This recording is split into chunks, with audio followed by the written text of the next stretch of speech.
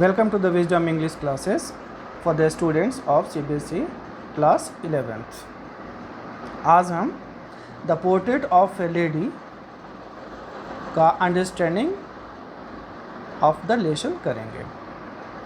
So let us start. It was very hard for the author to believe that his grandmother was once young and pretty. ये जो हमारे author हैं खुशवंत सिंह, इस story में वो अपने ग्रैंड मदर को डिस्क्राइब करते हैं। तो जब से उन्होंने आँख खोला है तभी से अपने ग्रैंड मदर को वो बिल्कुल एक्सट्रीमली ओल्ड कंडीशन में देखते हैं, और जब भी लोग उनको बताते हैं कि वो कभी यंग और प्रेटी रही हैं तो ये इस बात पे वो बिल्कुल भी विश्वास नहीं कर पाते। ये बिल्कुल भी वेरी डिफ़िकल्ट फॉर हिम होता है विश्वास करने के लिए। क्यों? क्योंकि because he had been watching her for last 20 years in the same old and wrinkled state. क्योंकि अभी उनकी उम्र 20 ईयर्स हो गई है और 20 ईयर्स से वो अपनी ग्रैंड मदर को एक ही एज में देख रहे होते हैं जो रिंकल्ड हैं और काफ़ी बूढ़ी हो चली हैं। His grandfather's portrait was hanging above the mantelpiece. इनके ग्रैंड फादर का भी पोर्ट्रेट मेंटल पीस के ऊपर में टंगा हुआ है दीवार पर। He wore a big turban and loose fitting clothes. वो लूज फिटिंग क्लोथ्स पहने हैं और सिर पे बड़ा सा एक पगड़ी भी है। His long white beard covered the best part of his chest। और उनका लॉन्ग और वाइट दाढ़ी है जो उनके चेस्ट को टच कर रहा होता है। He looked 100 years old। और वो कैसे दिखते हैं? बिल्कुल 100 years old, 100 साल के बूढ़े की तरह दिख रहे हैं। As if he could only have lots and lots of grandchildren। और बिल्कुल ऐसा लग रहा है कि इतने बूढ़े आदमी का कोई बच्चा नहीं हो सकता है, वो अधिक से अधिक उनके ग्रैंड चिल्ड्रन ही हो सकते हैं। His grandmother had always been short, fat and slightly bent। और उनकी ग्रैंड मदर कैसी हैं? शॉर्ट हैं, थोड़ी फैट हैं और स्लाइटली बेंट हैं, थोड़ा सा झुका हुआ भी हैं। When she talked about the games of her childhood, it was quite absurd and undignified on her part and it looked like fables।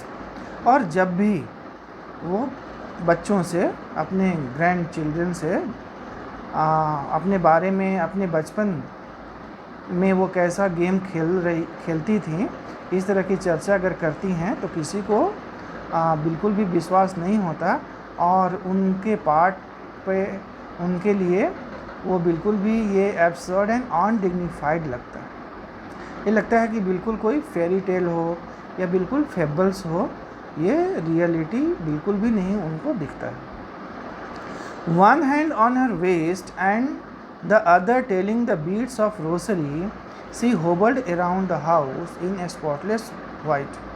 तो स्पॉटलेस वाइट साड़ी वो पहनती हैं, एक हाथ उनको कमर पे होता है जो कि थोड़ा सा सपोर्ट करे उनको चलने में, दूसरे हाथ में बीड्स ऑफ रोसरी लिए रहती हैं और प्रेयर करते हुए पूरे घर में घूमती रहती हैं।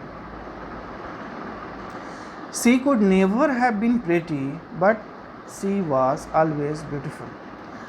और जो ग्रैंडसन है खुशवंत सिंह, जो हमारे अथर हैं, वो कहते हैं कि प्रेटी तो कभी नहीं रही। प्रेटी मीन्स फिज़िकल जो ब्यूटी है वो तो बिल्कुल भी नहीं रही, क्योंकि फॉर लास्ट 20 ईयर्स वो उन्हें एक्सट्रीमली ओल्ड कंडीशन में ही देख रहे होते हैं। तो already she has lost her physical beauty but spiritually वो हमेशा ही उनके लिए ब्यूटीफुल रही हैं।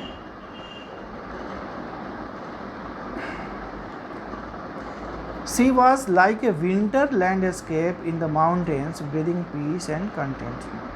और वो कैसा दिखती हैं? बिल्कुल winter landscape in the mountains की तरह। तो माउंटेन एरिया में विंटर सीजन में कैसा होता है, पूरा mountain area covered with snow की चादर से ढक जाता है। वो सिल्वर स्नो, जो वाइट स्नो होता है, और उस पर बिल्कुल भी पीस एंड कंटेंटमेंट दिखता है। उसी तरह से इनकी जो ग्रैंड मदर हैं वो वाइट साड़ी में होती हैं। उनके जो लॉक्स हैं, जो हेयर हैं, वो काफ़ी वाइट हो चुके होते हैं। तो वो बिल्कुल भी उसी तरह की लगती हैं जैसे winter landscape in the mountains हो, और चेहरे पे बिल्कुल भी पीस है और कंटेंटमेंट है, सेटिस्फैक्शन है। Both the author and the grandmother were the best friends living together in the village. तो गांव में ऑथर अपनी दादी के साथ रह रहे होते हैं और ये दोनों काफ़ी अच्छे दोस्त हैं। She used to wake him up in the morning and get him ready for the school. सुबह सुबह दादी ही जगाती हैं इनको और स्कूल के लिए तैयार करती हैं। After breakfast of a thick stale chapati with a little butter and sugar spread on it, they went to school. और सुबह में उनको जगाती हैं, उनको तैयार करती हैं, कपड़े पहनाती हैं, नहाती हैं। फिर ब्रेकफास्ट में उनका क्या रहता है, मोटी सी बासी चपाती होता है, उस पर बटर लगा होता है और साथ में शुगर भी। और इतना ब्रेकफास्ट करके और ये दोनों ही स्कूल जाते हैं। ग्रैंड मदर भी उनको एस्कॉर्ट करती हुई स्कूल जाती हैं, उनको अकेले नहीं छोड़ती। She carried several chapatis with her for the village dogs. और वो साथ में ढेर सारा चपातीज भी, जो रात वाला रोटी बचा हुआ होता है, वो लेके जाती हैं। और वो किसके लिए लेके जाती हैं, विलेज डॉग्स के लिए लेके जाती हैं, जो उनका वेट कर रहे होते हैं। The school was attach to the temple. School था वो टेम्पल कैंपस में ही होता था। The priest taught them alphabets and the morning prayer. जो प्रीस्ट होते थे वही उनके टीचर होते हैं, और वही उनको अल्फ़ाबेट्स और मॉर्निंग प्रेयर्स भी पढ़ाते हैं। The grandmother also sat inside reading the scriptures. और मंदिर में ही ग्रैंड मदर भी बैठी होती हैं और वो अपना रिलीजियस बुक्स पढ़ रही होती हैं। When they walked back home the village dogs followed them for the chapatis they threw to them. और जब स्कूल ओवर हो जाता है तो वापस दोनों घर के लिए चलते हैं। तो मंदिर के गेट पे ही विलेज डॉग्स उनका इंतज़ार कर रहे होते हैं लोग, और उनको घर तक विलेज डॉग्स फॉलो करते हैं और रास्ते में उनको रोटी दिया जाता है। विलेज डॉग्स को थोड़े थोड़े दूर पे रोटी फेंकते रहते हैं और विलेज डॉग्स आपस में फाइटिंग वगैरह करते हुए और ग्रॉलिंग करते हुए और उनका पीछा कर रहे होते हैं। When the author's parents were comfortably settled in the city, they sent for them. और जब अथर के, खुशवंत सिंह के पेरेंट्स शहर में अच्छे से सेटल हो जाते हैं, तब उन दोनों को भी गांव से बुला लिया जाता है शहर। That was a turning point in their friendship. और वो उनके फ्रेंडशिप के लिए टर्निंग पॉइंट होता है।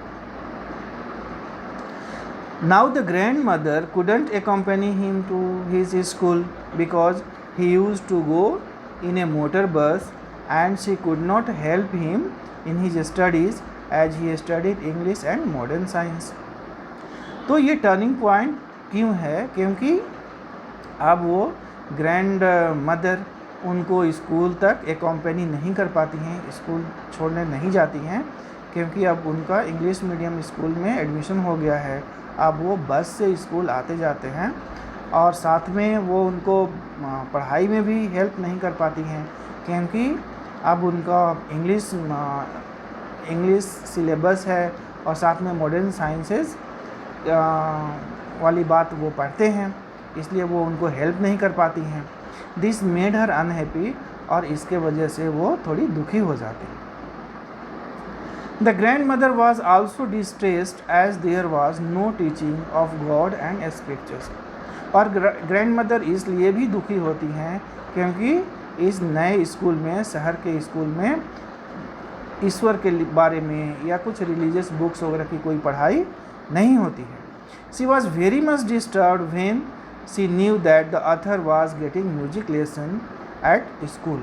और जब उन्हें पता होता है कि स्कूल में म्यूजिक क्लासेस भी दिए जाते हैं, म्यूजिक की भी पढ़ाई होती है, ये सुन के वो काफ़ी डिस्टर्ब हो जाती हैं, क्योंकि according to the grandmother music was the monopoly of the harlots and beggars and not meant for gentle folks. क्योंकि वो हमेशा सोचती हैं कि ये जो म्यूज़िक है वो सिर्फ नाच गान करने वाले लोगों के लिए या फिर बेगर्स के लिए ही है, ये जेंटल फॉक्स के लिए, जेंटल लोगों के लिए, सभ्य लोगों के लिए ये नहीं है। When the author went up to university, he was given a separate room। और जब स्कूल की पढ़ाई समाप्त करके जब यूनिवर्सिटी में इनका एडमिशन हो जाता है, तब अथर को एक सेपरेट रूम दे दिया जाता है।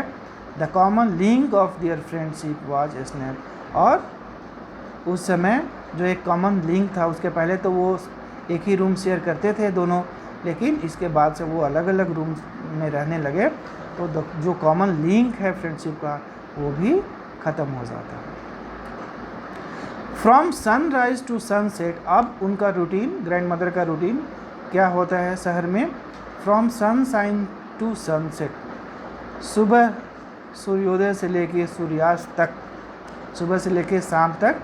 She was busy with her spinning wheel, वो अपनी स्पिनिंग व्हील के साथ ही बिजी रहती हैं, एंड प्रेयर्स, और साथ में प्रेयर्स गुनगुना रही होती हैं। She took a break for half hour to feed the sparrows, और दोपहर में हाफ एन आवर का, एक आधे घंटे का ब्रेक लेती हैं, और उस ब्रेक में वो बरामदे में बैठ के स्पैरोज को खाना खिला रही होती हैं। That was the happiest half hour of the day for her. और वो जो हाफ एन आवर है, आधे घंटे का जो समय है, वो ग्रैंड मदर के लिए हैप्पीएस्ट हाफ आवर होता है पूरे दिन का। When the author was going abroad for 5 years, he thought it would upset her, and when she kissed him on his forehead, he feared that it would be the last sign of physical contact between them। और university की पढ़ाई के बाद अथर को 5 साल के लिए विदेश जाना था फॉर हायर स्टडीज़। तो इसे लगा कि 5 साल के बाद जब वो वापस आएगा तो अपनी ग्रैंड मदर को नहीं देख पाएगा, क्योंकि वो तब तक हो सकता है कि ना रहें, क्योंकि एक्सट्रीमली ओल्ड हैं। और वो खुद भी आई थी उन्हें सी ऑफ करने, और जब वो किस करती हैं उनके फोरहेड पे, तो अथर को ऐसा लगता है कि ये अपनी दादी माँ के साथ उनका लास्ट फिजिकल कांटेक्ट होना चाहिए। But nothing happened like that, लेकिन ऐसा कुछ नहीं होता है। सी डिडेंट शो एनी इमोशन, वो तो कोई इमोशन नहीं शो करती हैं, बिल्कुल भी अपसेट नहीं है, बिल्कुल हमेशा की तरह कूल एंड काम है। सी वॉज आल्सो कूल एंड काम when the Athar return from abroad. और जब 5 साल पढ़ाई करने के बाद विदेश से अथर वापस आते हैं, तब भी उनको रिसीव करने प्लेटफॉर्म पे ग्रैंड मदर खड़ी होती हैं, और वो हमेशा की तरह अभी भी कूल एंड काम ही हैं। सी didn't look a day older, और बिल्कुल एक दिन भी बूढ़ी वो नज़र नहीं आती हैं, जैसा लास्ट 5 इयर्स पहले वो देख के गए हैं, उतना ही पे वो अभी भी दिख रही हैं, वैसा ही। In the evening she collected the women of the neighbourhood, शाम में आस पड़ोस की वीमेन को वो इकट्ठा करती हैं grand mother. Got an old drum, और एक पुराना सा ड्रम मिल जाता है उनको, एंड स्टार्टेड टू सिंग, और घंटों वो ढोल पे अपना थपकी दे के और गाना गाती हैं, सेलिब्रेट करती हैं अपने ग्रैंडसन के आने का। She forgot to pray that evening, और वो उतना ज़्यादा उस दिन खुश रहती हैं, इतना ज़्यादा सेलिब्रेट करती हैं कि perhaps it was the first time कि वो इवनिंग प्रेयर भी भूल जाती हैं। Due to over straining she fell ill, और नेक्स्ट मॉर्निंग ओवर स्ट्रेनिंग के वजह से वो बीमार हो जाती हैं। The doctor told that it was a mild fever and would go, और डॉक्टर के अनुसार ये तो बहुत ही माइल्ड फीवर है, साधारण सा है, बुखार है, वो चला जाएगा, घबराने की कोई बात नहीं है। But the grand mother knew that her and was near. लेकिन ग्रैंड मदर को पता हो गया था, वो समझ चुकी थी कि उनका जो अंत समय है वो नज़दीक आ गया है। सी ले पीसफुली इन बेड, वो बेड पे पड़ जाती हैं, praying and telling her beads, और अपना प्रार्थना, अपना प्रेयर शुरू कर देती हैं। Suddenly her lips stopped and the Rossari fell from her fingers and she was dead. और अचानक से उनके जो होठ हैं वो बंद हो जाते हैं, और जो हाथ में बीड्स ऑफ रोसरी लिए रहती हैं, माला, वो भी गिर जाता है उनके हाथों से, और वो मर जाती हैं।